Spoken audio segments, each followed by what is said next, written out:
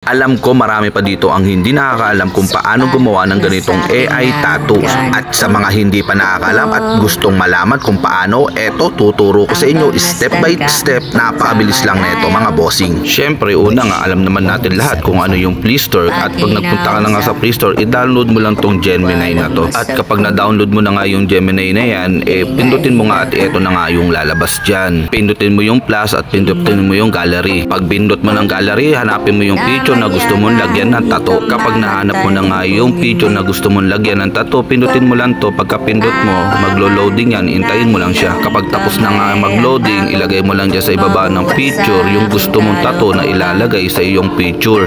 Ako, meron na akong nakahanda dito. Kung gusto mo naman ng ganyan tattoo, ilalagay ko na lang sa comment section yung aking sinulat. At kapag okay na natin na isulat mo lang, hintayin mo lang mag-loading at eto na nga, lalabas na nga etong picture na gusto mong tattoo sa iyong picture. At may makikita ang arrow sa taas, pinutin mo lang yung para ma-save sa gallery mo ang picture na yan. Tapos i-save mo na, yabangan mo na yung mga tropa mo na akala mo hindi mo kaya magpatato. Kaya ano pang hinihintay mo? Gawin mo na step by step, napaka-easy lang yan mga bossing.